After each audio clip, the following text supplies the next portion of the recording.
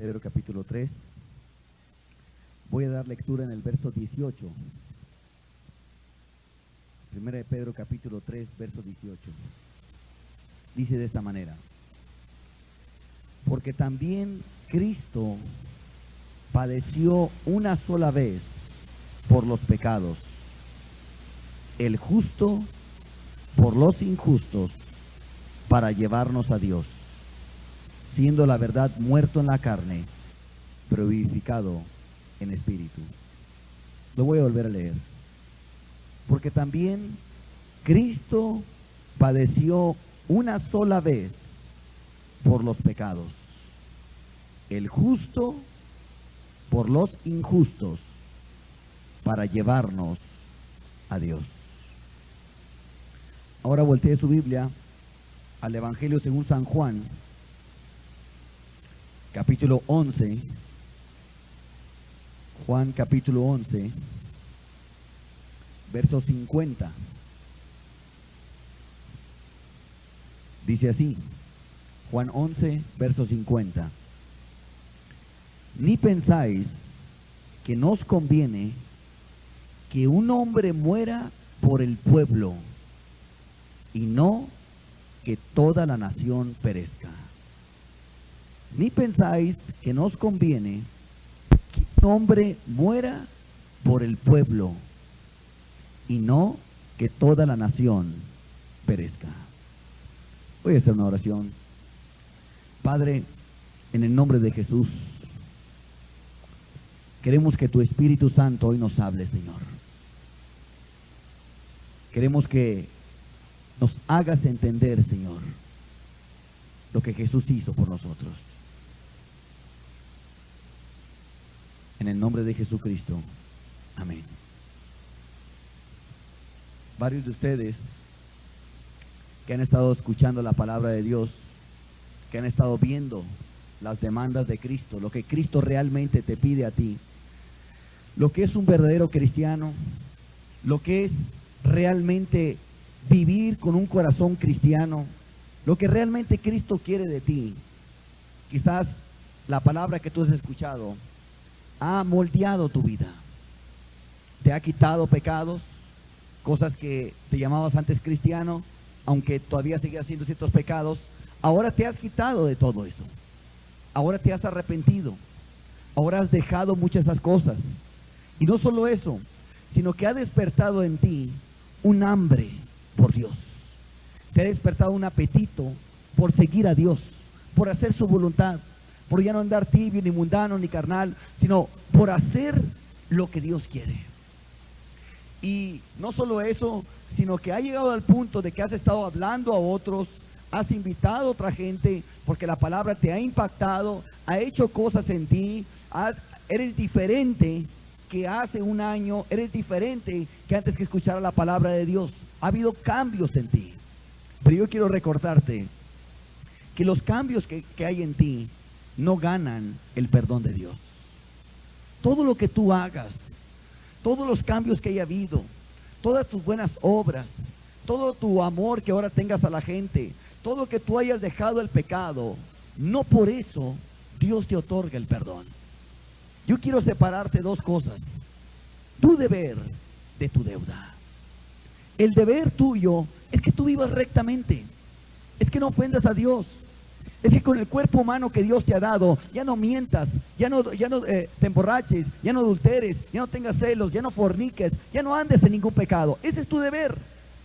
Y si no lo haces, vas a la condenación. Pero el mero hecho que no lo hagas, Dios no te da un premio porque no lo haces. ¿Por qué? Porque ese es tu deber, que vivas rectamente. Si alguien aquí se deja de robar bancos o deja de matar a la gente, no le dan un premio por no matar gente, no le dan un premio por no robar, no le dan un premio por no asesinar a los niños. Ese es el deber, que no mate, que no robe, que no ande de narcotraficante. Si lo deja de hacer, no se les da ningún premio, porque el deber de ellos es que no se peque, es que no se haga maldades. Lo mismo es contigo delante de Dios.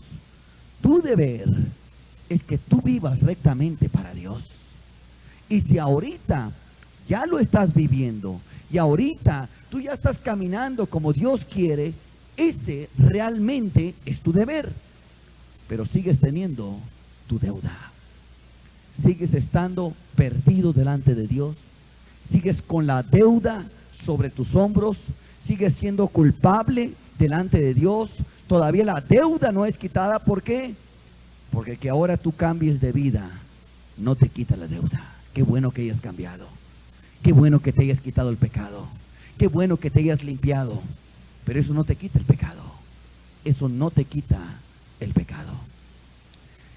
¿Cómo te lo quita? Bueno, te voy a narrar lo que hizo Dios para poderlo quitar. Y te voy a poner un ejemplo para que tú veas cuál es la situación tuya delante de Dios. Había una mujer muy rica que tenía una hija. Esta mujer abundaba en buenas obras para con todo el pueblo. Conocida esta señora en esa ciudad por sus buenas obras. Todos sabían que esa señora era muy buena, sumamente buena. No solo eso, sino que era muy tierna y muy gentil. La gente la conocía por amable, por tierna, por dulce, por gentil para con todos. Era muy compadecida por los necesitados. Ella no podía caminar allá afuera sin que viera algún necesitado y que ella le diera algo de comer. Ella constantemente estaba siempre viendo por la gente. Obviamente, era muy estimada y querida por el pueblo. O sea, la gente la quería a ella. ¿Por qué? Porque sabían que era la señora que se portaba bien, que era gentil con todos, que era muy amable con todos, que realmente tenía de corazón, quería ayudar a la gente. No solo eso, sino que era justa y muy recta en todo lo que hacía. No había algo que tú le podías ver en esa señora que estaba mal. No había tacha alguna, no había falta alguna. Todo lo que lo veía hacer, siempre lo hacía rectamente. No solo eso, sino que era conocido como la mejor mujer del pueblo. Lo cual, eso movió a que todo el pueblo la premiara a ella. La premiara en reconocimiento de todo el bien que había traído a ese lugar. Porque había traído un gran bien a ese lugar.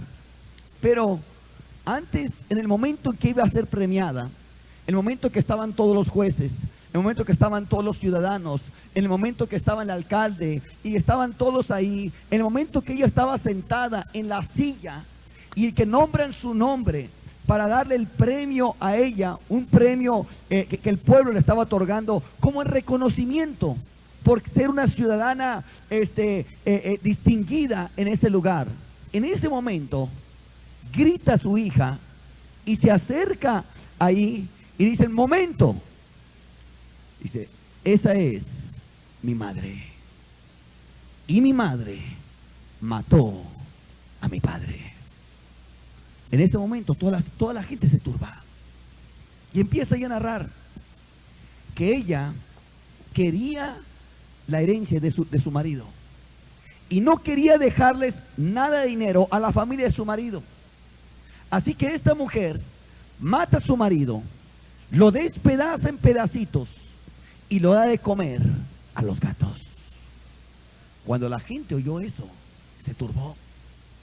No podía creer que esa mujer, que ahorita estaba siendo premiada para recibir un gran premio, hubiera matado a su marido, le hubiera puesto, destazado totalmente y le hubiera querido dar de comer a los gatos, por la simple razón de que quería todo el dinero de su marido para ella y quería dejar en la miseria a la familia de su marido. Ahí mismo, en el momento, surgieron varias cosas, varias reacciones. ¿Qué hacer con ella? ¿Qué hacer con esa mujer ahora? El pueblo, unos decían: hay que lincharla. Hay que lincharla porque mató a su marido. Hay que lincharla por el grande odio que tenía hacia la familia de su marido. Pero otros dijeron: si la linchamos a ella, hay que linchar también a todos los que tienen odio, para ser justos. Porque si ella ha tenido odio para con la familia de su marido, hay que linchar a todos los que han tenido odio para con la familia de su marido. Otros dijeron: no hay que lincharla, pero vamos a perdonarla. ¿Por qué? Porque ha sido una mujer que se ha portado muy bien, ha sido muy buena, vamos a perdonarla. Pero si se le perdona a ella, también se va a perdonar a todos los asesinos de aquí en adelante. A todos los asesinos que haya, vamos a perdonarlos. ¿Por qué? Porque así como esta mujer que asesinó a su marido y lo dio de comer a los gatos, se le va a perdonar, así también hay que perdonar a toda persona que de aquí en adelante vaya a matar. Otros dijeron, bueno, que no se le linche, que no se le perdone, pero que reparta toda su fortuna, que reparta todo su dinero a la gente, y que todo el dinero que ella tiene lo dé a los pobres, para que entonces sí quitemos la culpa. Entonces otros dijeron, pero si hace eso, quiere decir que la vida de su marido vale el monto de su fortuna. Y el día de mañana, los ricos podrán matar a cualquiera, simplemente repartiendo su dinero y comprando el perdón, y podrán matar a cualquier persona. Y no solo eso, sería injusticia con los pobres, porque entonces nomás los ricos podrían alcanzar perdón porque tienen dinero para librar el castigo, y los pobres no podrían librar el castigo por ser pobres, y sería injusticia. ¿Qué hacer entonces con esta maldad? O sea, ¿qué hacer con la mujer para que la maldad no se propague y no aumente? Y no solo eso, y no se haga ninguna injusticia. Ese es el caso tuyo, ese es el caso de toda la humanidad. ¿Qué hacer con alguien que ya cambió? Con alguien que ahora es bueno, con alguien ahora abunda en buenas obras, con alguien que ahora sí se porta bien, pero en su pasado tiene una deuda que lo acusa como delincuente ante Dios y ante los hombres. ¿Qué hacer para que no se haga injusticia? ¿Qué hacer para que la maldad no se propague? Porque cuando no se castiga la maldad, se propaga como un cáncer, se contagia a los hombres de la maldad. ¿Qué hacer para que las conciencias de todos los hombres digan, se hizo lo que era correcto y se hizo lo justo, y eso que se hizo es lo suficiente para que la maldad no se propague? Ese es el dilema que se encontró Dios. ¿Qué hacer? Dios vio a esta humanidad perdida. Dios vio a esta humanidad que merecía el castigo como esa mujer. Dios vio a esta humanidad perdida. Pero no solo eso, sino que Dios se muestra en la ley como realmente Él es. O sea, Dios es muy justo, y Dios ha puesto leyes que nadie puede pasar por alto, ni Dios mismo puede pasar por alto, porque como es Dios, es lo que pide Dios en su ley. O sea, todo lo bueno que es Dios, lo pide en su ley. Por eso es que Dios ha puesto una ley, porque lo que es lo bueno de Dios, lo pone ahí. Dice la Biblia que el amor es el cumplimiento de la ley. O sea, cuando una persona ama, siempre cumple con la ley de Dios, nunca falla en cumplirla. Dios es amor, Dios siempre cumple con la ley. Ahora, no solo eso, sino que la ley es ley porque lleva castigo. Tú quita el castigo de Dios y ya no tienes leyes. Tú quita el infierno y ya no hay leyes de Dios. Hay meras recomendaciones, meros consejos, mera sugerencia, pero ya no hay ley en Dios. Así como quita aquí los policías y quita las cárceles y pon solamente los mandamientos, la Constitución, y no tienes leyes. ¿Por qué no hay leyes? Porque no hay quien la ponga en vigor. ¿Qué hace el policía? ¿Qué hace las cárceles? ¿Qué hace los poderes judiciales? Ponen en vigor las leyes de nuestra Constitución para que nadie las viole.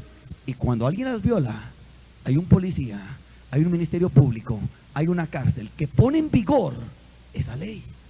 Así es con Dios. Dios tiene leyes, y cuando alguien las viola, Dios pone en vigor la ley. ¿Y cuál es la ponerlo en vigor? Lleva a un infierno de fuego. Ahora el problema es este: ¿cómo Dios puede honrar a la ley sin castigar a la humanidad? ¿Cómo Dios puede ser justo con sus leyes y al mismo tiempo poder salvar a esta humanidad? ¿Cómo le puede hacer Dios?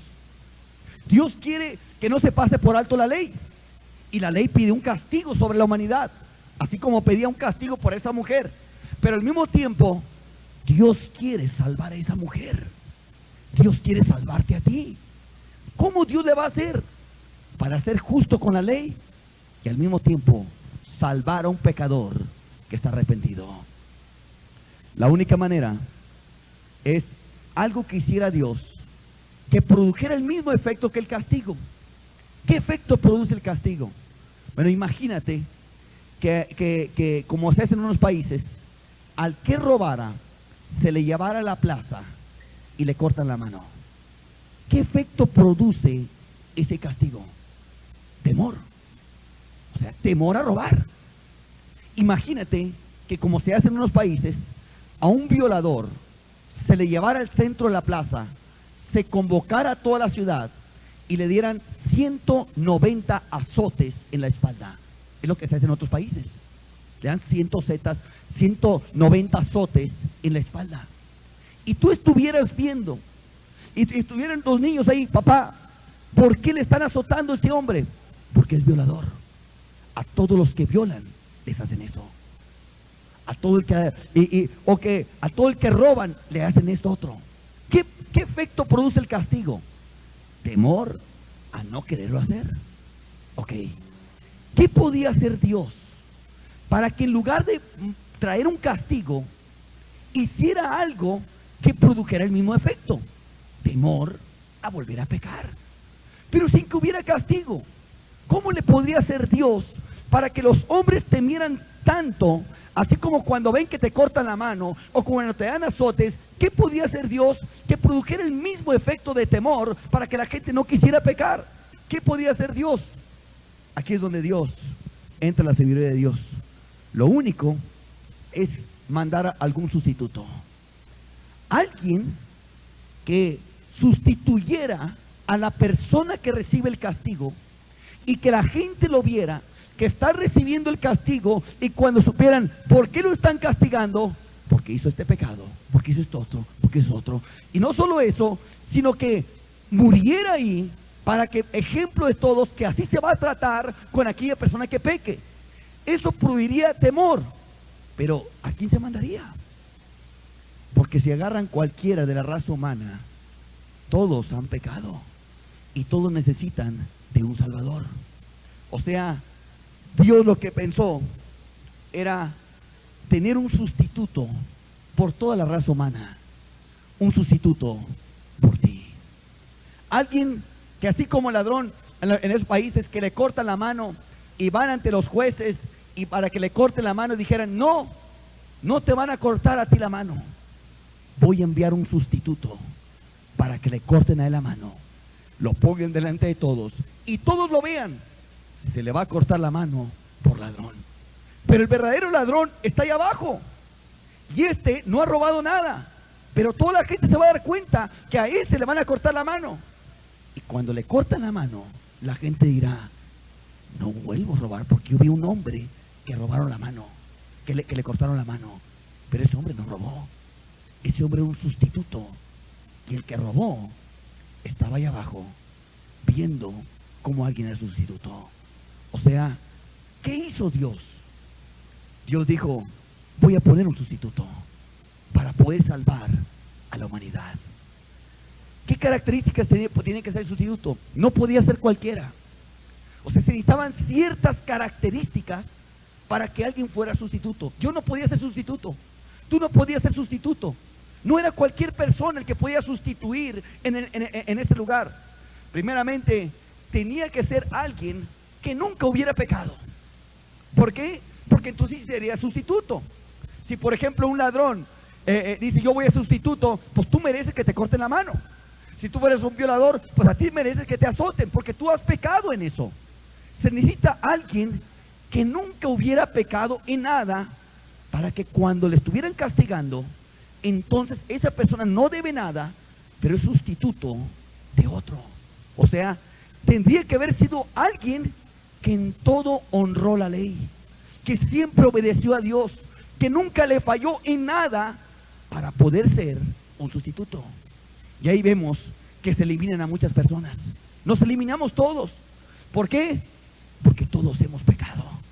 Ninguno de nosotros podemos ser sustitutos. Por cuanto todos pecamos y estamos destituidos de la gloria de Dios. De ahí se ve que no podemos ser nosotros sustitutos para poder recibir el castigo y así quitar a la humanidad la culpa. ¿Qué otro requisito era necesario? Tenía que venir de parte de Dios para redimirnos. ¿Por qué de parte de Dios tiene que venir? Porque de los hombres no podía coger a nadie. Alquiera de los hombres había pecado. Así que tenía que venir del cielo. No podía ser de este planeta. No podía ser de nadie. Tenía que venir del mismo cielo, de Dios mismo, para que nos sustituyera. Y no solo eso, que estuviera dispuesto a dejar su gloria, su trono, su cielo, las alabanzas, y venirse aquí, hacerse un hombre. Y no solo eso, que estuviera dispuesto a llevar la culpa de lo que no hizo. Que estuviera dispuesto a recibir la afrenta, el agravio de algo que no hizo, y que lo hiciera con gusto. ¿Qué otra característica? Tenía que ser el sustituto. También tenía que venir de los hombres. ¿Por qué de los hombres también? Porque si no, no puede ser representante de la raza humana. O sea, tiene que ser un humano, alguien que vive, que piensa, que razona como nosotros, que sienta lo que nosotros sentimos, que viva lo que nosotros vivimos, que se identifique con los humanos. ¿Para qué? Para ser el representante de la raza humana, para que seas tu representante.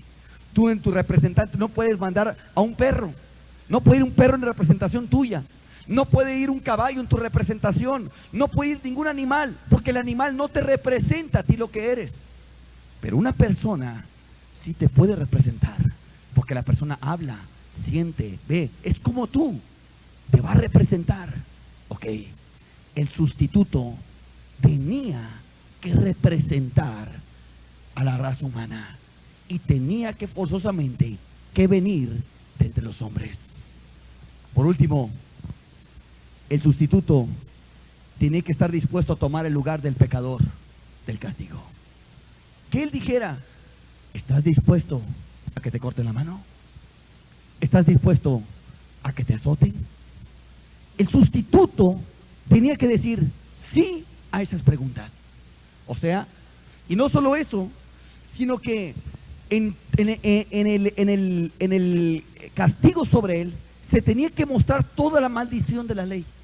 O sea, todo lo que la ley pedía sobre un pecador tenía que ser sobre este justo. El castigo tendría que mostrar tres cosas. Número uno, que Dios aborrece el pecado. Así que la manera de castigarlo tiene que ser de tal manera que mostrar a los hombres: oye, ¿cuánto aborrece Dios el pecado? Porque mira todo lo que le hicieron. No solo eso, tendría que mostrar la severidad de Dios contra un pecador. ¿Para qué?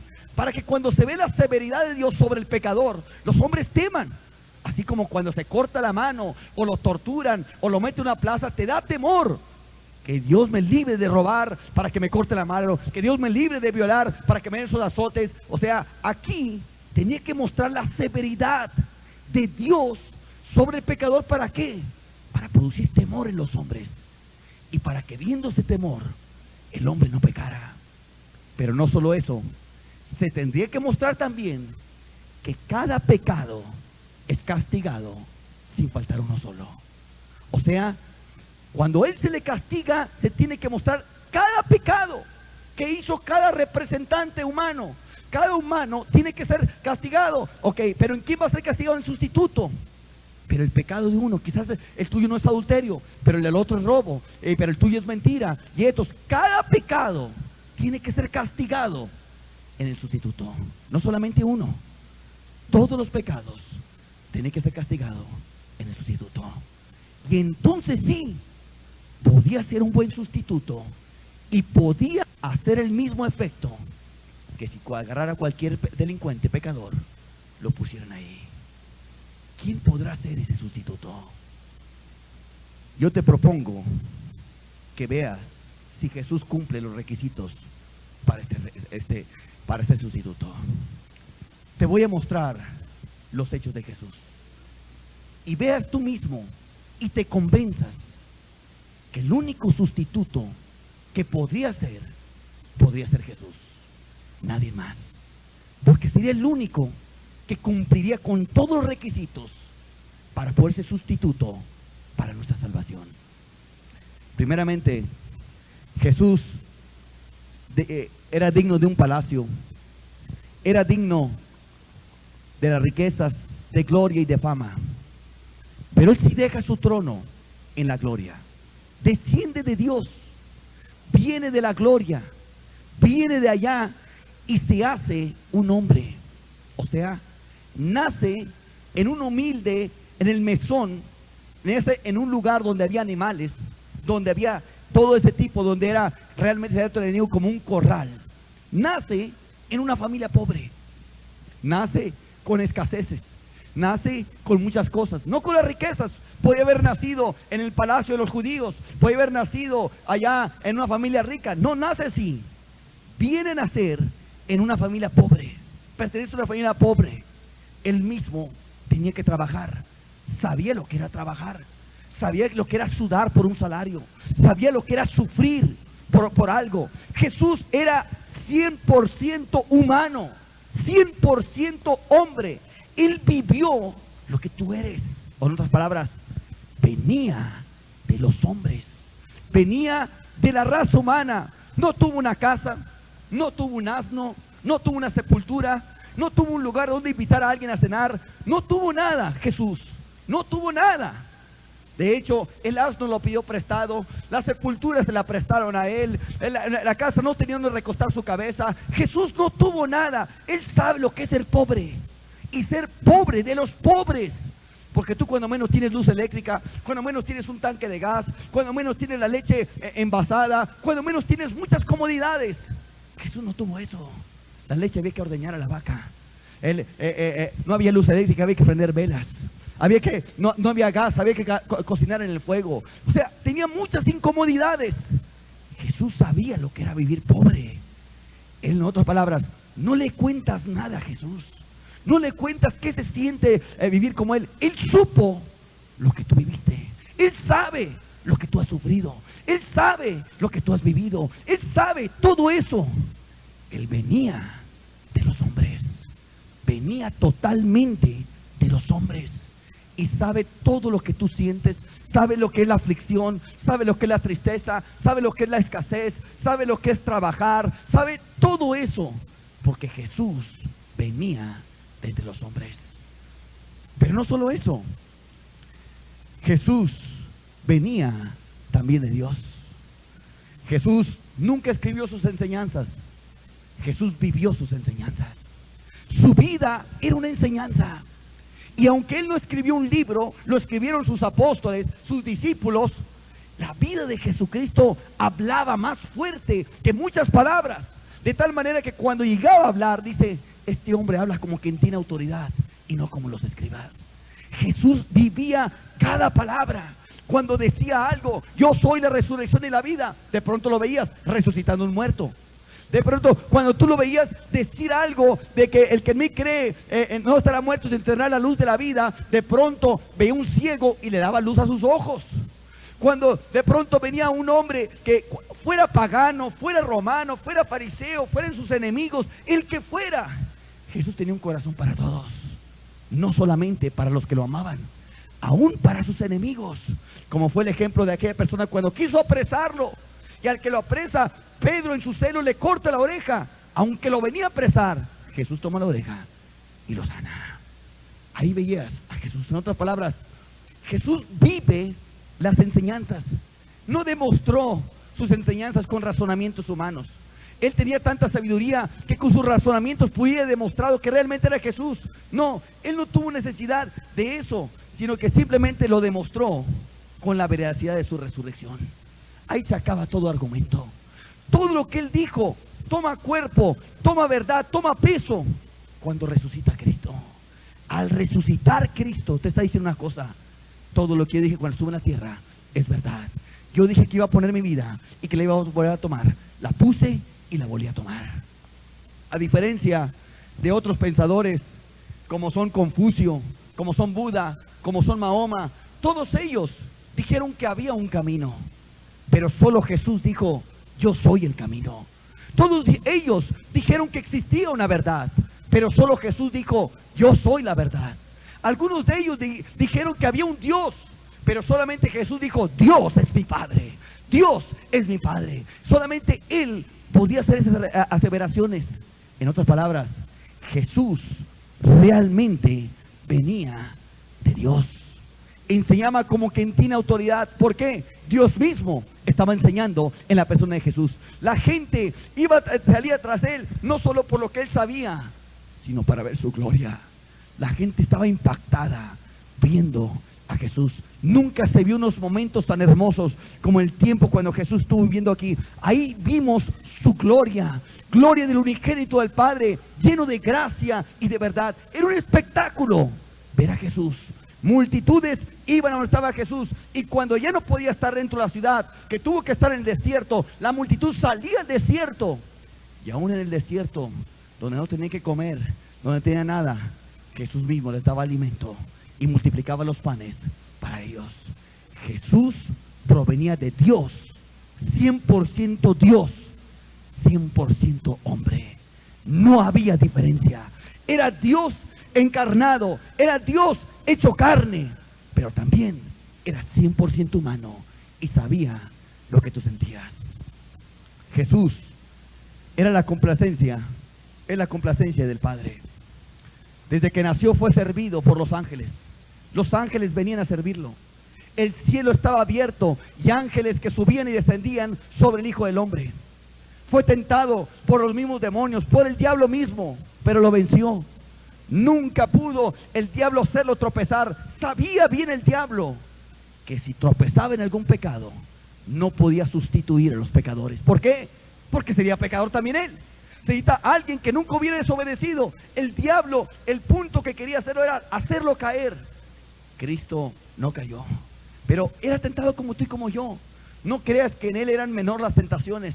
La tentación que tú sientes, cuando viene el pecado, así sentía él. Pero él siempre lo venció. ¿Por qué? Porque él te venía a cumplir una misión. Si yo peco, se pierden todos.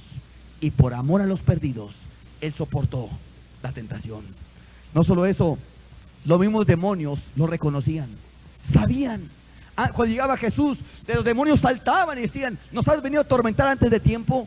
O sea, los demonios reconocían quién era Jesucristo. Era movido a misericordia muy fácilmente. Tan pronto veía a alguien y era movido a sanar, a curar, a aliviar la necesidad. Inmediatamente iba. Llegó un hombre, un centurión, que le decía: Señor, mi hija está muy atormentada. Yo iré y le sanaré. Inmediatamente, yo iré y le sanaré. Rápido estaba Jesús. Otro venía y le preguntaba: mi hija está agonizando, yo iré y le sanaré. Siempre estaba presto. ¿Por qué? Era movido la misericordia. No podía ver el dolor, no podía ver la necesidad sin que antes él luego atendiera. Y después de que hubiera atendido toda la gente, llegaba la noche. Aún ya era noche, mandaba a sus discípulos a la barca y él se iba a un monte a orar. Y cuando ya era muy de noche, muy de madrugada, se acercaba a ellos, a donde estaba la barca, después de haber pasado orando. Y cuando era muy temprano, siendo aún muy oscuro, se levantaba Jesús y se iba a un monte y estaba orando otra vez, siempre permaneciendo en la comunión del Padre. No solo eso, Jesús siempre estaba buscando a los pecadores para llamarlos al arrepentimiento. Jesús no diluía su mensaje. Jesús no apapachaba al pecador. Sí, Jesús hablaba la verdad tal y como es. A los fariseos les denunciaba los pecados, a los otros les denunciaba los pecados, a los de Betsaida y Corazín, que había hecho muchos de sus milagros, los reprende después porque no se habían arrepentido. ¿Por qué? Cristo vino a una sola cosa: a predicar arrepentimiento a los hombres, para que los hombres se arrepintieran y creyeran en él, en el único que podía salvar. Una misión venía: a salvar a este mundo. No desmayaba en eso. Para arriba, para abajo, caminando. No había vehículos, no había carros, no había aviones, no había nada de estos. Caminando. Y donde quiera anunciaba el arrepentimiento. A veces hasta se abstenía por comer. En una ocasión sus discípulos fueron a buscar de comer y él estaba ahí, y de pronto una mujer samaritana se acerca. Se pone a platicar con ella, a hablar con ella, le empieza a testificar. Después de eso, la mujer avisa al pueblo Samaria y le dice de un hombre que llamado Jesús, el Mesías. Y no solo eso, llegan sus discípulos para traer la comida. Dice: yo tengo otra comida que comer. ¿Cuál era su comida? Predicarles a esa gente que ya estaba lista para escuchar la palabra de Dios. O sea, él se abstenía mucho de eso, porque venía una misión. Sufrió calumnias de todas. Algunos decían que era Belcebú, o sea que por el demonio sanaba a los enfermos. Otros decían que engañaba a la gente. Otros lo trataban de difamar diciendo que porque no guardaba el sábado. Otros decían que por el lugar donde nació o de donde era no podía haber nacido un profeta y entonces no podía ser profeta. Todos buscaban calumniarlo, difamarlo, meterles dentro de difamación a todos esos fariseos.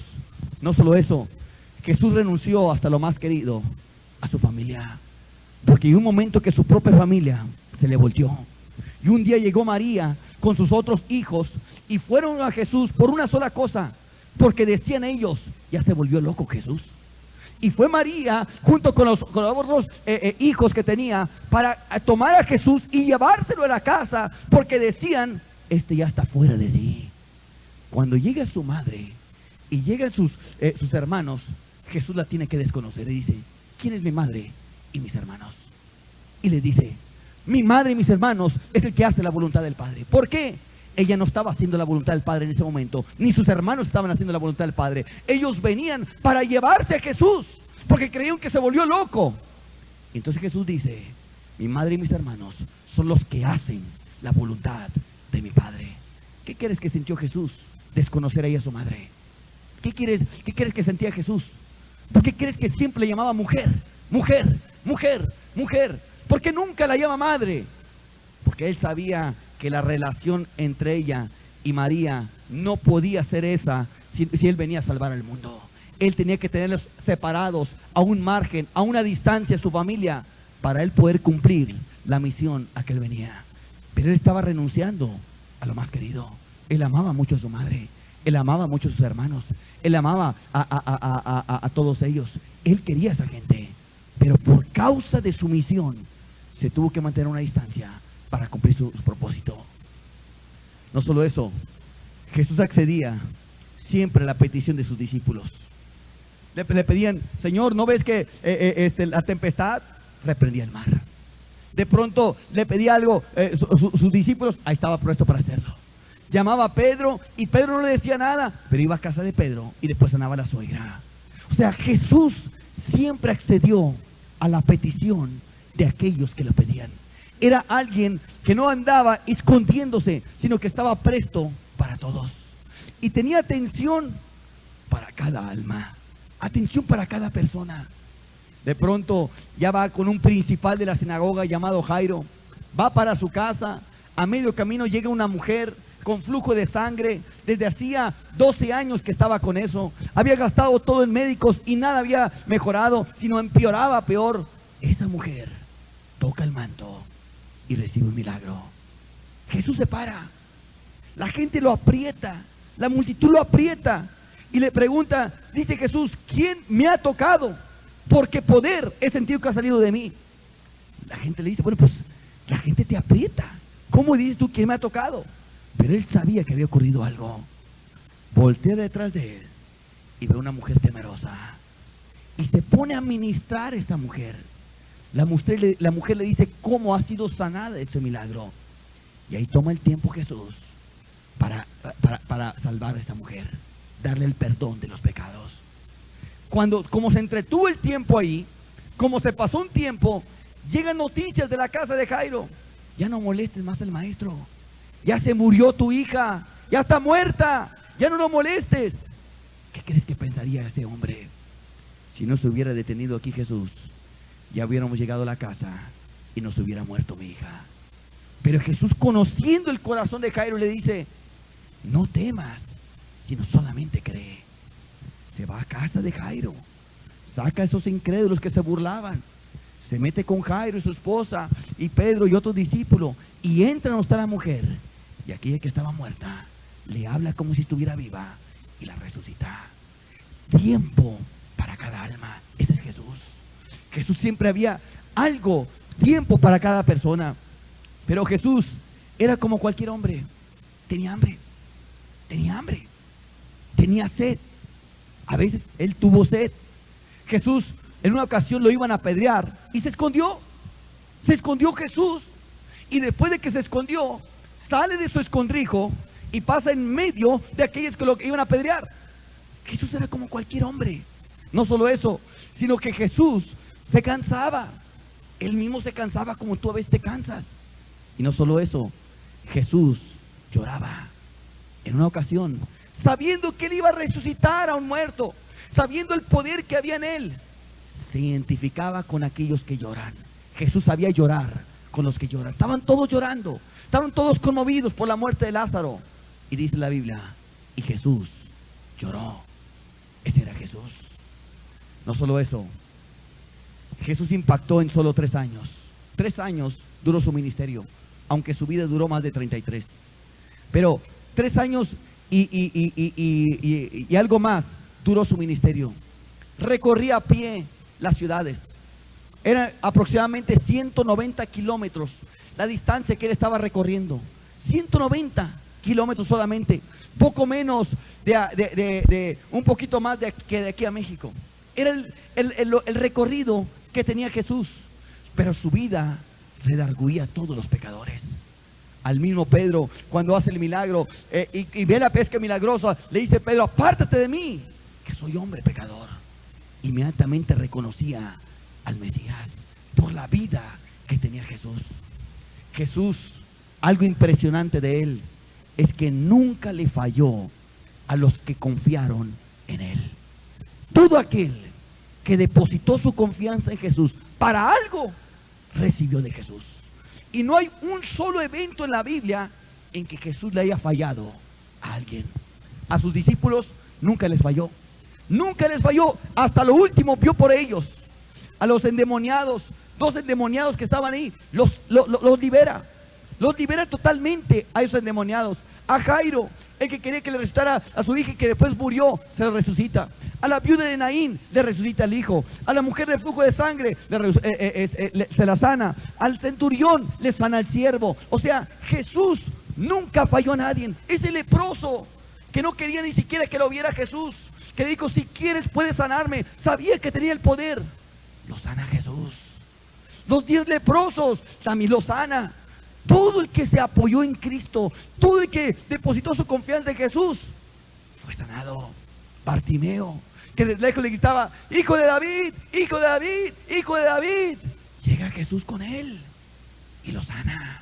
Zaqueo, el hombre chaparrito que estaba arriba de un árbol, que quería ver quién era Jesús, también recibe respuesta y le da la salvación. O sea, todo aquel que se apoyó en Jesús, confiaba en Jesús, recibía respuesta. El paralítico, ese paralítico que lo llevaron entre los 4 hombres, ¿por qué? Porque sabían que Jesús tenía poder para sanarlo.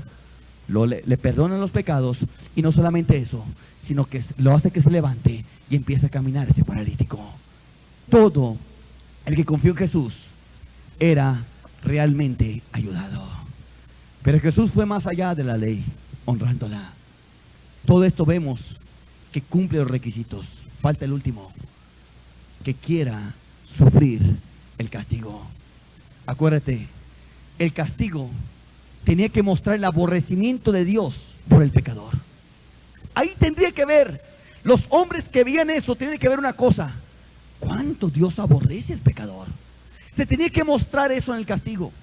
2, se tenía que mostrar la severidad de Dios contra un pecador. ¿Qué tan severo puede ser Dios contra un pecador? Eso tendría que mostrar el castigo. Y 3, se tenía que castigar cada pecado que los hombres hayan hecho en la persona de Jesús. Es lo que tenía que hacer. ¿Jesús podía hacerlo? Yo quiero mostrarte lo que sufrió Jesús y cómo Jesús honró la ley siendo castigado. El castigo de Jesús no empieza solamente cuando está en la cruz, empieza desde antes. ¿Cuándo? Desde que es traicionado con un beso por uno de sus discípulos. Desde ahí empieza el castigo. Era un castigo no físico, era un castigo moral. ¿Qué sentirías?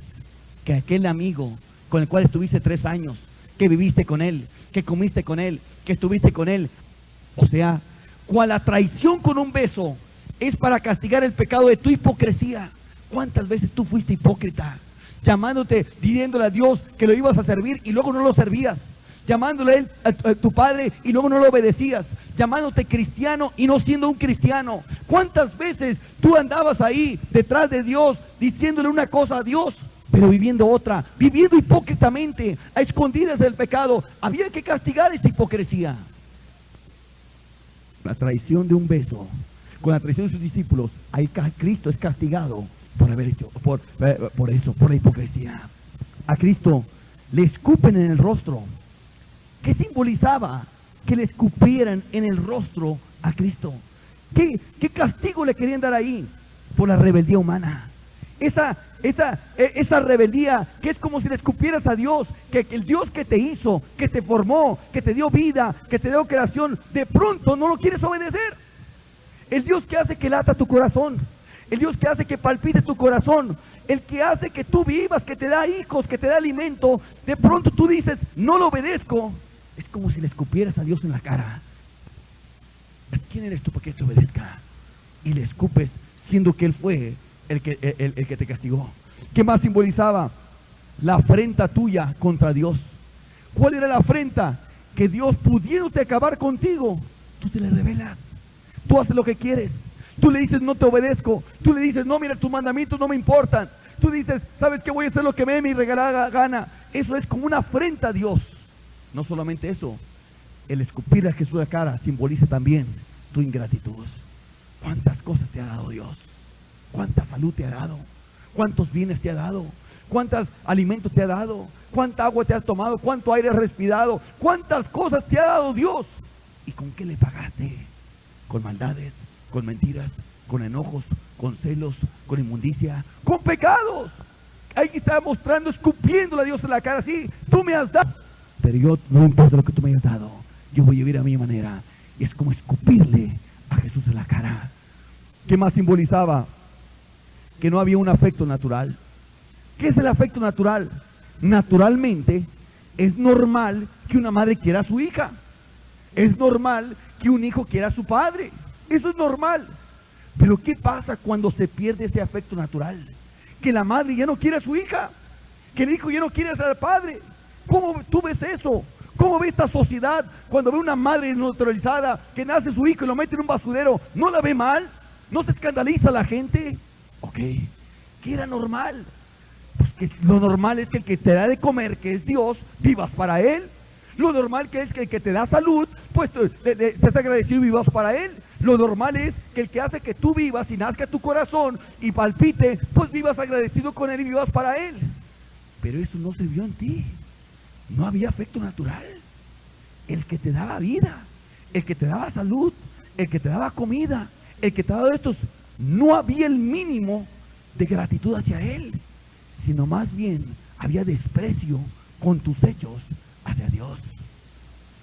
El escupir en la cara también simbolizaba que eras aborrecedor de lo bueno. Jesús era bueno. Al escupirle en la cara, se le está diciendo, yo aborrezco lo bueno. ¿Y cuántas veces tú aborreciste lo bueno por escoger el pecado? Que sabías que era lo bueno, escogías el pecado. Podías decir verdad, decías mentiras. Podías pasar por alto la ofensa, te enojabas. Podías perdonar, guardabas rencor. Podías no adulterar, adulterabas. Podías no codiciar con tus ojos, codiciabas con tus ojos. ¿Cuántas veces aborreciste lo bueno y escogiste lo malo? Eso es como un escupitajo a Jesús. Por este lado, de esa manera, para castigar que eres aborrecedor de lo bueno, que no tienes afecto natural, tu traición, tu hipocresía, todo eso había que ser castigado en Jesús. No solo eso, sino que Jesús a puñetazos fue golpeado, puño cerrado, golpeado en la cara de Jesús. ¿Para qué? ¿Castigar qué? Tu crueldad para con los hombres y para con Dios. Mientras tú viviste egoístamente, solamente pensando en ti, eres la persona más cruel que hay. Porque estás diciendo que no vale la pena vivir para este mundo, sino solamente para ti. Que no vale la pena vivir para Dios, sino solamente para ti. Que no vale la pena hacer nada, sino solamente para ti mismo. Eso es cruel.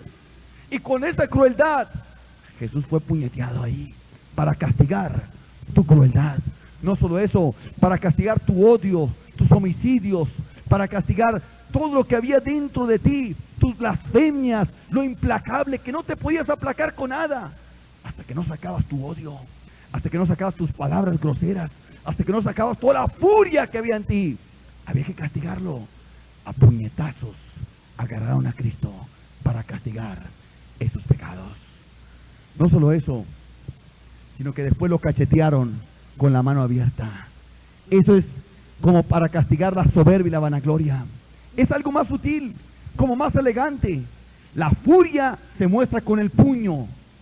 La deshonra, la humillación se muestra con la cachetada. Como algo sutil. Con cachetada agarraron a Cristo. ¿Para qué? Castigar toda tu soberbia y tu vanagloria. ¿Cuánto te has creído? Que fue como si cachetearas con guante blanco a Jesús y le dijeras, ¿sabes qué? No hago lo que tú quieres, voy a hacer lo que yo quiero. Y era como cachetear a Cristo de esa manera. O sea, deshonrándolo. Cuando tenías más amor a los deleites antes que a Dios. Y amabas más tus deleites que a Dios. Y decías, no, yo no lo quiero. No es que yo no quiera a Dios, pero también me gusta esto. Era como una cachetada con guante blanco a Dios y decirle, ¿sabes qué? No hago lo que tú quieres. Por esa soberbia, por esa vanagloria, porque amabas más los deleites más que a Dios. Por eso lo cachetearon a Cristo. ¿Qué más? A Cristo fue negado por uno de sus discípulos cercanos. Por un discípulo cercano. Pedro, el gran amigo de Jesús. El que dijo, voy a poner mi vida. Yo no te voy a negar, voy a poner mi vida. Su amigo leal. Su amigo que estuvo con él en la transfiguración. Su amigo que estuvo con él en el Getsemaní. Su amigo cercanísimo. Porque nomás había 3 cercanos de él. Juan, Jacobo y Pedro. Eran los más cercanos de Cristo.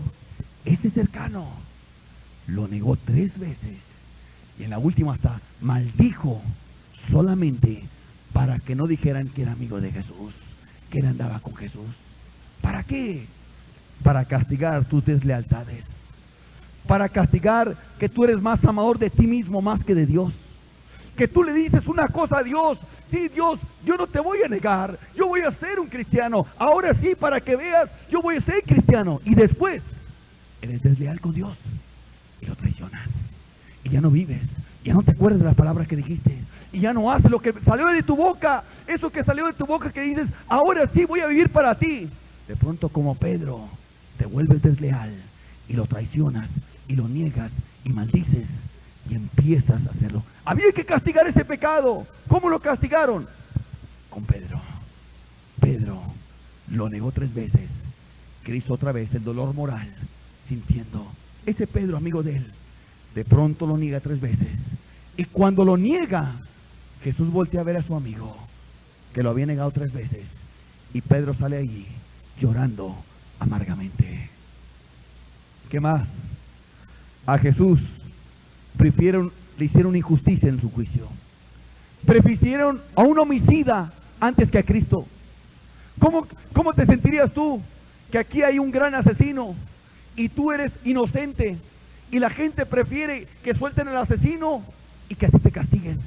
¿Qué sentirías eso? Esa injusticia que se hace sobre tu persona, que te metieran a la cárcel 15 años por algo que no hiciste y que en tu lugar dejaran ir libre al peor asesino de aquí de Cuernavaca. ¿Qué sentirías tú eso? Eso fue lo que hicieron con Cristo. A Cristo prefirieron a Barrabás antes que a Jesús. Prefirieron un homicida, un ladrón, un sedición, un acusado de sedición, a Barrabás antes que a Jesús. ¿Para castigar qué? Que tú muchas veces has escogido primero el pecado antes que a Cristo. Has escogido las cosas de este mundo antes que a Cristo. Has escogido tu diversión antes que a Cristo. Has escogido algo pecaminoso antes que a Cristo. Había que castigar eso. Y en Cristo lo castigaron. A Cristo escogieron a Barrabás para dejarlo libre. Y a Cristo para crucificarlo. Porque tú mismo muchas veces has escogido antes el pecado en lugar, en preferencia de Cristo. No solo eso, a Cristo, el que lo podía librar, en esa mera hora, siente cobardía. Pilato, que sabía que era inocente, que no había hecho nada malo, Y su esposa le dijo, mira, no tengas nada que ver con este justo, porque hoy he tenido pesadillas a causa de él. Y Herodes, lo remitió a Herodes, y Herodes le dijo, no veo ninguna falla en este hombre, sabiendo que era justo y teniendo el poder para librarlo. Se lava las manos y dice, yo no tengo nada que ver con este hombre, allá ustedes. Para mostrar que tu cobardía que tú has sido para con Cristo. Si ahí fue cobarde Pilato. Fue cobarde y prefirió antes quedar bien con los hombres que quedar bien con Dios. Y por su cobardía entregó a Cristo. ¿Por qué? Para castigar tu cobardía. Que tú por pena, que tú por vergüenza, que tú por muchas cosas has preferido decir que no tienes nada que ver con Cristo, que no tienes nada que ver con Dios. Simplemente para no sufrir el vituperio, la persecución y lo que viene por ser un verdadero cristiano. ¿Sí? Cristo fue castigado por eso. O sea, él sintió en su vida la cobardía de Pilato y fue castigado de esa manera. Cristo fue azotado en su espalda. El azote era tremendo. Casi se podía matar a una persona con esos azotes. Eran puestos en unos marcos de madera. Los hombres eran colgados ahí de las muñecas. Las piernas eran, el cuerpo estaba así tendido, como de esta forma, una forma parabólica. Las piernas estaban abajo, el cuerpo estaba ahí, colgado estaba sobre ataduras de cuero. Y con látigos que salían, varias puntas salían del látigo, no era una sola punta, varias puntas. En cada uno de esas puntas, en cada uno de esos lugares, había piezas de fierro, de plomo, las cuales cuando agarraban a Cristo y lo azotaban, tenían tal poder que podían, no solo eso, desollar, quitarle la piel a Cristo. Los judíos no podían azotar más de 40 veces, solamente 39, pero no los romanos. Los romanos, cuando azotaban, se excitaban con la sangre. Entonces empezaban a golpearlo hasta que la sangre brotara. Entonces sí, ellos dejaban de azotar, pero mientras no. El azote fue sobre Cristo, uno y el otro, uno y otro. Y cada vez que llegaba, se enterraba aquel látigo y luego se traían la piel de Cristo. Y así desollaron la carne. En otras palabras, el sonido era como cuando tú estás golpeando la carne picada. Como cuando tú estás golpeando alguna carne para que se aplaste. Cuando tú golpeas, ese era el sonido que había ahí. La sangre brotaba a borbotones. ¿Para qué? Para castigar tu apatía hacia Dios, tu indiferencia, ¿sí? Que tú muchas veces le has dado el frente a la diversión y la espalda al pecado. Que tú siempre tienes tiempo para las cosas que te gustan a ti, pero nunca tienes tiempo para las cosas de Dios.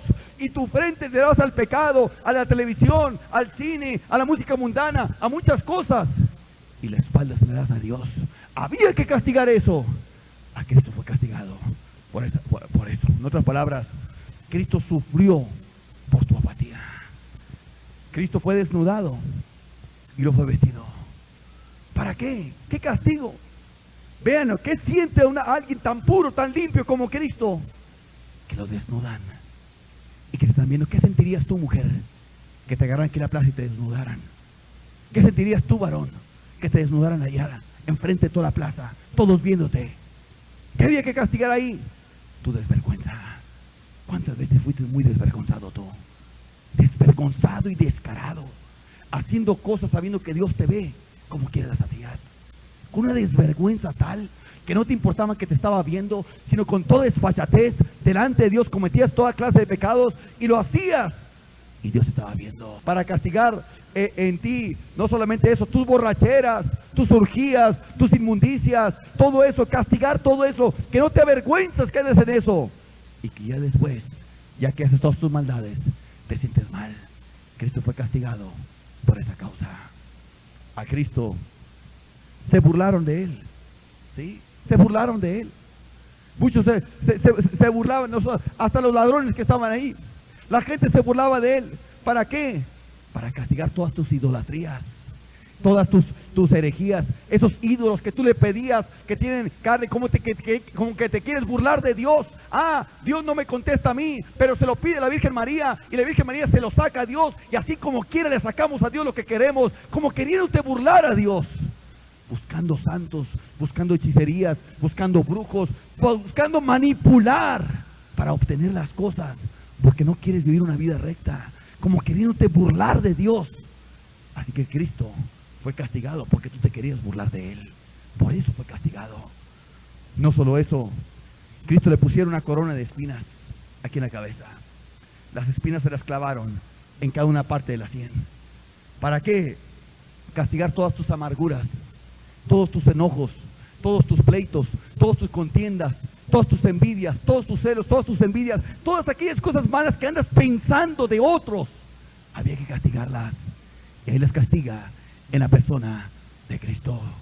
En Cristo le cubrieron el rostro, y cubierto el rostro con una caña, le golpearon la cabeza y luego le decían: a ver, ¿quién fue el que te pegó?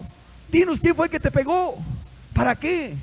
Para castigar tus pecados que hiciste ocultos, aquellos que hiciste escondiditos, que nadie te vio, que solamente tú lo hiciste. Dios te estaba viendo. Pero cuando tú te escondías, ¿qué querías? Era como si quisieras vendarle los ojos a Dios para que no te viera. Por eso te escondías. Y cuando lo hacías, era como pegarle con una caña en la cabeza de Cristo. Eso simboliza eso. O sea, te escondías para pecar. Y cuando cumplías tu pecado, era como que pegabas. A ver, ¿quién fue el que te pegó? A ver, ¿qué fue lo que hice? Si es que me estás viendo, dime qué fue lo que hice. Ahí estás. Había que castigar ese pecado en ti. A Cristo se le hincaban delante de Él. Se hincaban a rodillas delante de Él. Y le decían: a ver, profetízanos. Y se hincaban delante de Él. ¿Para qué? Castigar tu religiosidad hipócrita. ¿Cuántas veces te hincaste delante de Dios? Pero andabas en tus pecados, andabas en tus maldades, andabas en mentiras, pero te hincabas delante de Dios: Señor, perdóname, Señor, esto, y puras palabras que no respaldabas con tus hechos. Ahí estaba, para castigar esta religiosidad hipócrita. A Cristo se le hincaron ahí y hacían todo eso. ¿Para qué? Como burlándose de Cristo. No solo eso, a Cristo le dieron, cuando tenía sed, le dieron a beber vinagre y hiel. Algo amargo, algo amargo. ¿Por qué? Por todos los chismes que salieron de tu boca, todas las murmuraciones, todo el veneno mortal, cómo tú lastimas con tus palabras a la gente. Había que castigar eso. A Cristo de esa boca le dieron a beber vinagre. Estando ahí Cristo, repartieron sus vestidos, partieron los vestidos de Cristo, que eran una sola pieza, y los dieron a alguien, hacían suerte sobre ellos, a ver quién le iba a tocar. ¿Para qué? Para castigar que las cosas tú te apropiaste de lo de Dios. Este cuerpo que tú tienes no es tuyo, es de Dios. Y tú te apropiaste de lo de Dios para tu beneficio, para vivir como tú quieres y no vivir como Dios quiere. Era como apropiarte del vestido de Cristo, y ahora sí es mío y yo hago con él lo que yo quiera. Ok, así, para castigar que tú te apropiaste de la vida de Dios y la usaste como tú quisiste y no para Dios. Había que castigar eso, ese robo que le hiciste a Dios que con tu vida. Y así lo hicieron con el vestido de Cristo. A Cristo lo crucificaron entre ladrones. Ahí estaba, uno de un lado y otro de otro lado. ¿Para qué? Para castigar tus calumnias. Porque ahí Cristo fue calumniado. Oye, ¿qué habrá hecho ese hombre? Que mira, está entre dos ladrones. Seguro haber sido bien malo, haber sido de lo peor. ¿Para qué? Lo estaban calumniando a Cristo por todas las calumnias que tú hiciste contra otra persona, todas las difamaciones, todas las mentiras, todo eso, que hablabas mal de otro y que lo buscabas difamar. A Cristo así fue difamado, muriendo entre dos ladrones, padeciendo eso. Ahí a Cristo lo crucificaron con clavos grandes, las manos estando ahí abiertas, donde está todo lleno de nervios. Atravesó el clavo de un lado, de otro lado, en los pies, para castigar las obras de tus manos, castigar las obras de tus pies. Y no solo eso, la espalda estaba sin piel, la carne viva, el áspero madero lo pusieron sobre él, y cada vez que él quería respirar tenía que hacer este movimiento. Al hacer esto se raspaba la espalda con el madero, se lastimaba las manos con el clavo, se lastimaban los pies con el clavo, porque tenía que levantarse para recibir un poquito de una bocanada de aire, cosa que tú ahorita respiras con toda facilidad. A Cristo se burlaban los ladrones, a otros salvó, a sí mismo no se puede salvar. Se burlaba la gente: a ver, si eres el Hijo de Dios, bájate. Y uno de sus ladrones también le injuriaba a Cristo, diciéndole: a ver, si eres Hijo de Dios, salva a nosotros, a ti y a nosotros, burlándose de Cristo. La misma naturaleza no aguantó esto. El mundo no aguantó esto. Y la Biblia dice que hubo tinieblas sobre la faz de la tierra. Como que el sol no quería ver eso, que el justo muriera por los injustos. Ahí estaba el sol negándose. Y hubo oscuridad ahí. Y no había más. Y las rocas que había ahí se empezaron a partir.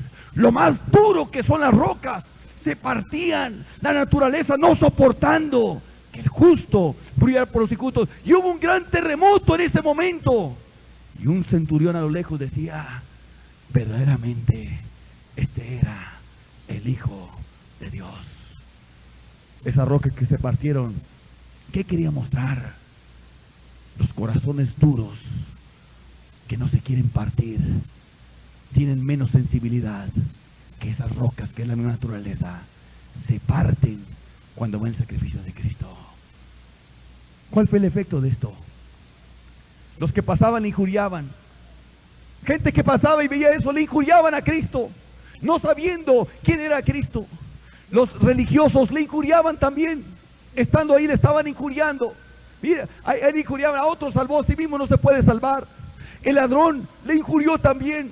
El ladrón que lo crucificaron ahí, uno de ellos le injuriaba. Simón de Cirene le llevó la cruz a Jesús. Uno que él estaba ahí, nomás le llevaba la cruz. José de Arimatea, que se negaba a ser discípulo, que lo supiera la gente, le dijo: yo te doy tu sepulcro. Y lo enterró en ese sepulcro. Pero el centurión dijo: verdaderamente este es Hijo de Dios. Ahí murió Cristo. Ahí ese sacrificio muestra todo. Mostró el aborrecimiento de Dios por el pecador. ¿Dónde lo muestra? Cuando le dice: Elí, Elí, lama sabactani, Padre mío, ¿por qué me has desamparado? Para ampararte a ti, un pecador. Ahí estaba mostrando que el aborrecimiento que hay. Dos, mostró qué tan severo es Dios con el pecador. Qué severo fue con Cristo. Escupido, apuñeteado, cacheteado, crucificado, azotado, burlándose, traicionado. Todo sufrió. Ahí muestra qué tan severo es Dios con el pecador. Y tres, todo pecado fue ya castigado. Cristo muere, es sepultado. Y hubo tristeza, dolor. Sus discípulos se fueron a lo suyo. Se acabó todo. Nosotros pensábamos, decían los discípulos, que este era el que iba a redimir a Israel, pero ya murió. Cuando ve aquí, el primer día de la semana, siendo aún muy oscuro, Cristo resucita de entre los muertos. La muerte no lo pudo retener. Se levanta en gloria y viene en gloria y se aparece a Pedro y se aparece a Tomás, el incrédulo, y se aparece a sus discípulos y muestra que realmente Él es la resurrección y la vida, y aquel Cristo que había muerto ahora resucita y te quiere decir a ti: ese sacrificio lo hizo por ti en sustitución tuya. Ahora, si tú estás arrepentido y te duele haber pecados con el cual Cristo fue crucificado, tú puedes obtener el perdón de tus pecados. La deuda puede ser cancelada, borrada y olvidada. Y tu pasado no te condenará más delante de Dios. Quedará borrado por lo que Cristo hizo en esa cruz. Cierra tus ojos.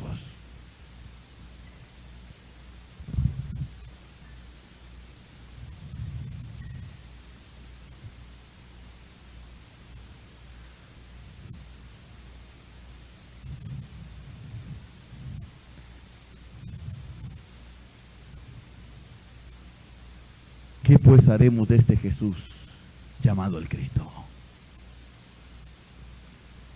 ¿Qué haremos de él?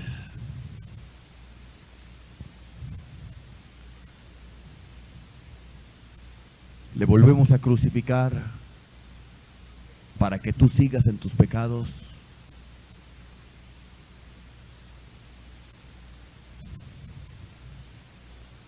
¿O dirás tú, como dijeron los fariseos, no queremos que este reine sobre nosotros?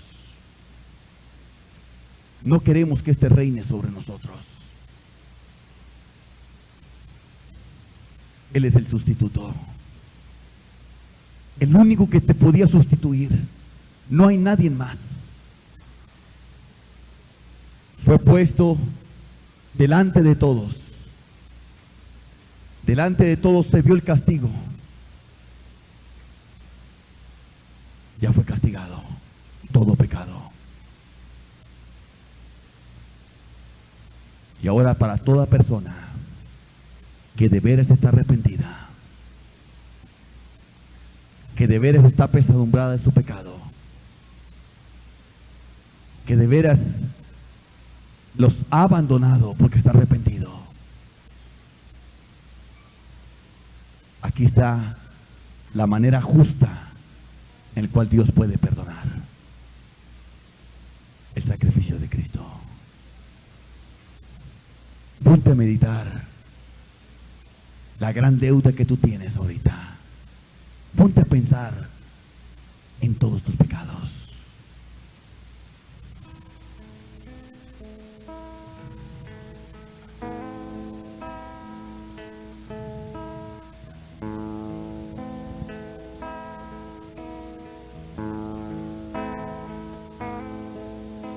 El Nazareno sufrió por mí lo golpearon, por mí lo escupieron, por mí lo azotaron. El Nazareno sufrió por mí, con su corona de espinas por mí. Lo crucificaron por mí y lo traspasaron por mí. El Nazareno sufrió por mí sufrió, por mí, por mí, por mí. El Rey del cielo murió, el Nazareno sufrió por mí lo golpearon, por mí lo escupieron, por mí lo azotaron. El Nazareno sufrió por mí, con su corona de espinas por mí. Crucificaron por mí y lo traspasaron por mí. El Nazareno sufrió por mí sufrió, por mí, por mí, por mí. El Rey, el Nazareno sufrió por mí, con su corona de espinas por mí. Lo crucificaron por mí y lo traspasaron por mí. El Nazareno sufrió por mí sufrió,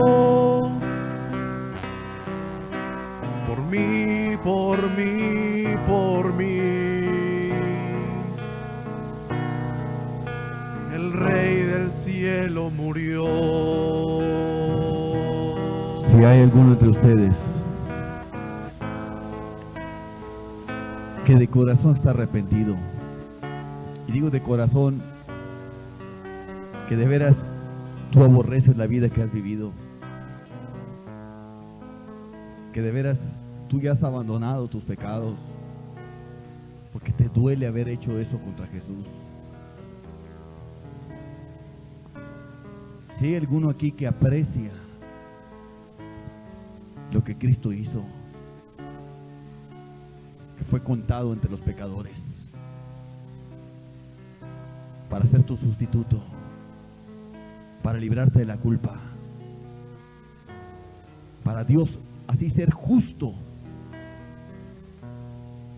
¿Y por qué puede perdonar a esa mujer que te platiqué, que había matado a su marido sin que la castiguen? ¿Y por qué puede ser justo en llevarte a alguno de ustedes al cielo sin castigarte? Si tú crees que ese sacrificio lo hizo por ti Jesús, que sí lo hizo, y estás arrepentido, ven ahorita Jesús, ven ahorita Jesús, y pídele perdón a Él. Dile cuáles fueron los pecados que tú hiciste. Él ya fue castigado por ellos para que tú recibas perdón. Si tú quieres el perdón de tus pecados, aquí hay unas sillas adelante. Levántate de tu silla, pasa acá adelante, ponte en tus rodillas, confiésale a Jesús tus pecados. Él ya pagó por cada uno de ellos.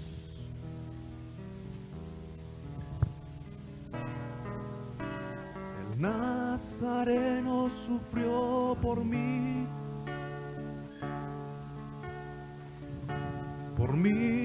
lo golpearon, por mí lo escupieron, por mí lo azotaron. El Nazareno sufrió por mí, con su corona de espinas por mí. Lo crucificaron por mí y lo traspasaron por mí. El Nazareno sufrió por mí sufrió,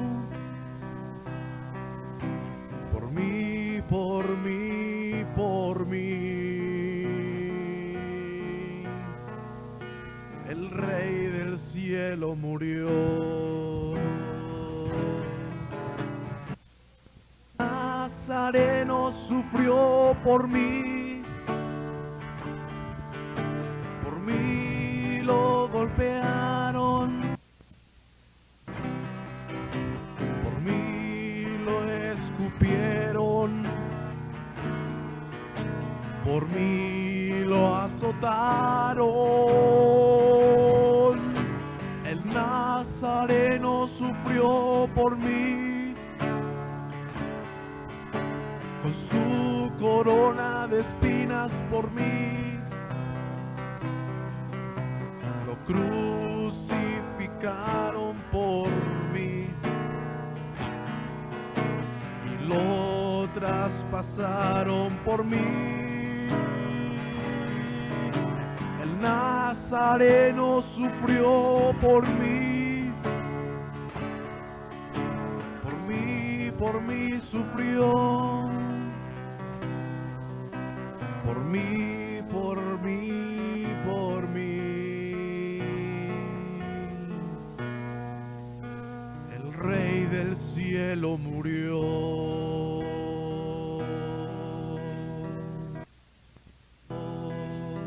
Ese sacrificio es el único que Dios toma en cuenta para perdonar el pecado, no los tuyos. Todo lo que puedas venir de ti es por agradecimiento a ese sacrificio. Nada que tú hagas puede darte el perdón, solo ese sacrificio. Ese sacrificio es lo único que Dios toma para el perdón de pecados. No más eso. No hay otra cosa. No puedes añadir algo más. Solamente confía que Dios ha dicho que de Él dan testimonio todos los profetas, que si tú crees que Cristo ahí en la cruz pagó por todos sus pecados, tú recibirás perdón de pecados. Que si tú realmente estás arrepentido y confías de todo corazón en Jesús, que ya se pagó todo, que fue tu sustituto, tú recibes perdón de pecados. Habla con Jesús. La primera oración que te escucha Dios es esta. Cuando tú te humillas y le dices: Jesús, aquí estoy, tú me conoces, tú me sabes, tú sabes todo. Habla con Él. Así como tú te sentiste pecador, porque el Espíritu te hacía ver tus pecados. Ahora, cuando Él te da el perdón, el Espíritu te hará saber del perdón. De la misma manera que te hacía sentir culpable, ahora te hará sentir justificado.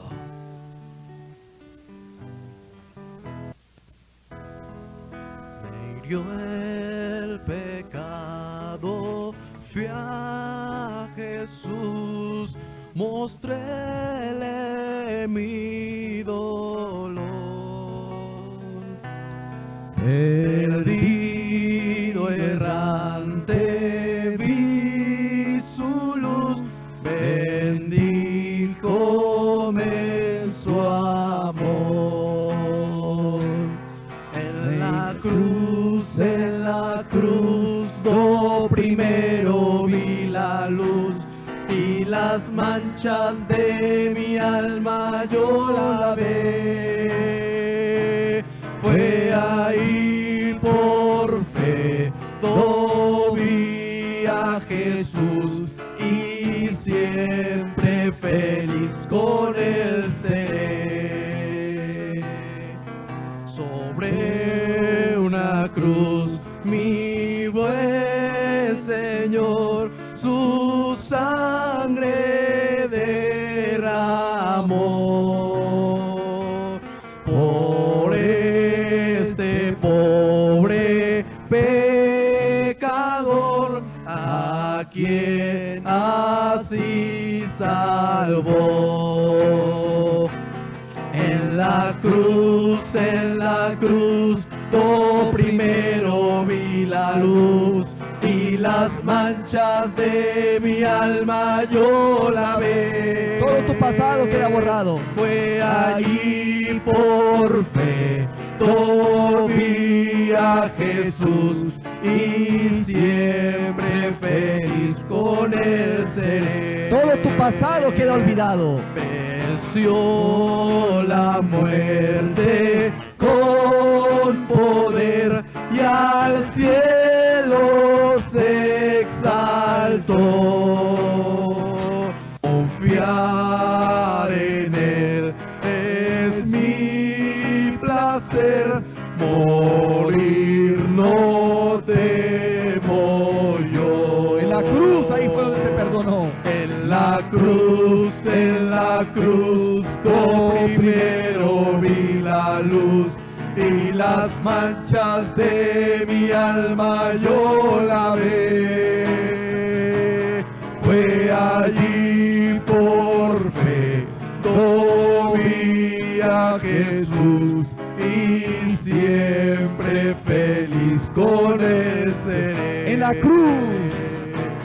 En la cruz, no primero vi la luz y las manchas de mi alma yo lavé. Fue allí por fe, vi a Jesús y siempre feliz con Él seré.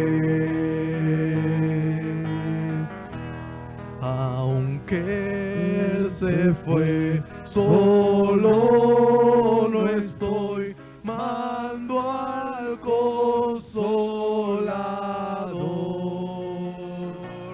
Divino Espíritu, que hoy me da perfecto amor. En la cruz, yo primero vi la luz y las manchas de mi alma yo lavé. Fue allí por fe, vi a Jesús y siempre feliz con Él seré. En la cruz. En la cruz, yo primero vi la luz y las manchas de mi alma yo lavé. Fue ahí por fe, vi a Jesús y siempre feliz con Él seré. Representante ahí. El sustituto. Ahí pagó todo. Ya se ejecutó el castigo. Ya se dio la sentencia. Ya es perdonado. Ya no debes nada. Ahí Cristo murió por ti. La deuda es cancelada. Tu pasado queda olvidado. Ahora Dios te trata como si tú nunca hubieses pecado. Si confesamos nuestros pecados, Él es fiel y es también justo para perdonar nuestros pecados. Y no solamente te perdona, te limpia de toda maldad. Te limpia de todo. Ese corazón rebelde se vuelve un corazón sumiso. Te limpia en ese sacrificio. Fue hecho por ti. Fue hecho por ti. Aunque tú hubieses sido el único hombre que hubiera pecado, Cristo hubiera muerto por ti. Lo hizo porque no quería que te perdieras. En la cruz, do primero vi la luz y las manchas de mi alma yo lavé. Fue ahí por fe, vi a Jesús y siempre feliz con Él seré.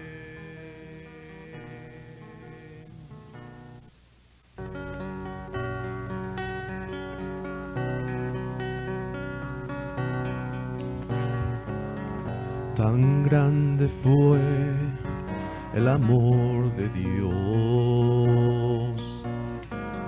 que hasta la cruz llegó. Tan grande fue su amor que cada gota de su sangre dio. Tan grande fue el amor de Dios que hasta la cruz llegó. Tan grande fue su amor que cada gota de su sangre dio, fue por mí, fue por ti, para perdonarnos, fue por mí, fue por ti, para hacerte libre, libre para amar